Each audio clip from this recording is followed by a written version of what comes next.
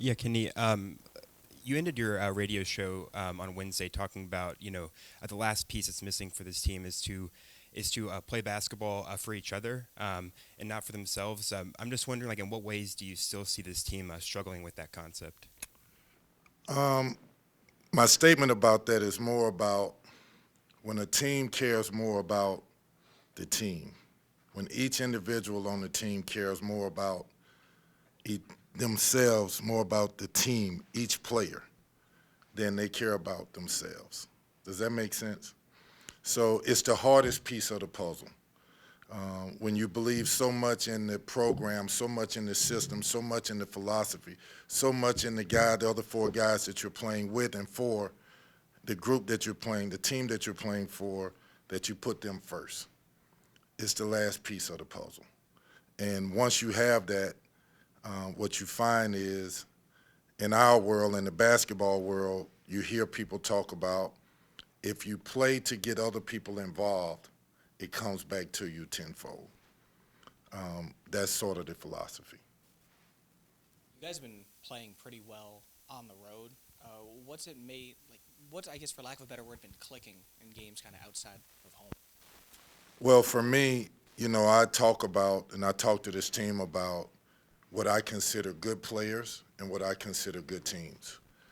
To me, good teams play good on the road. Good players play good on the road. And they also play good against in marquee big time games. I need players, I need teams, I need this team to play good on the road and good. Look, in general, most players are going to play good at home in general. Um, I always go into it understanding that. But the best teams go into hostile environments and play well. The best players go into hostile environments and play well. I want those kind of players. I want those kind of teams. Kenny, I guess what have you seen in moments because the guys have had some big moments, had some leads, but I guess let them slip away just like at Virginia Tech. What is that next step for this group, and how do they get over the hump of like turning like a 5 point lead to a 10, to a 15, and so on and so forth? You just hit it. Having the toughness to focus, attention to detail, to take a 5 to a 10, 5 point lead to a 10 point lead. The focus to get a good stop when you need it. The attention to detail to execute what your job is at the critical time and not get frozen into just staring at the ball and you don't move to an open spot. Or you forget to drive downhill and when they collapse, you try to be the hero and you shoot the ball and you don't see the next pass. To somebody breaks down defensively and they get a straight line drive to the basket and you're the guy that comes over and you make a play and it's a winning play. Those plays are hard, right? And there's no how do you simulate that? You got to just feel it, do it, react to it, and we try to simulate it every day in practice. But in a game, when the lights on, people in the stands, refs are on the court, it's vital that we win. Um, that's another animal, and we are trying to be disciplined enough to play through those times. Is there any update on Dennis Evans? Not yet. He hadn't been cleared yet. Still working on his shoulder. Kenny, these next three games are a chance to build some confidence and momentum going into the Kentucky game. Is that a true statement? Do you look at it that way? I wish I could. I don't. I have to worry about DePaul. My sole purpose from the last game till this game has been how do we beat DePaul? The second we win that game, I'm going on to the next. I can't look at it, and I can't allow these guys to look at it and say 2 games away, 3 games away. We're not good enough for that. We have to be 1,000% bought in that the things we have to do to beat DePaul Blue Demons. Kenny There, DePaul has really struggled this year. What do you want to see from your team outside of the obvious of victory on Saturday? What is kind of a takeaway you want to have after the end of that game? So when you say they struggle, they are struggling to win games. But when you look at their stats and you watch them play, they are very competitive. they are a very good offensive team. So for me, the first thing is that makes me nervous is we can't go into a game and say this is an offensive game. You score, I score. Then we're going to be in trouble.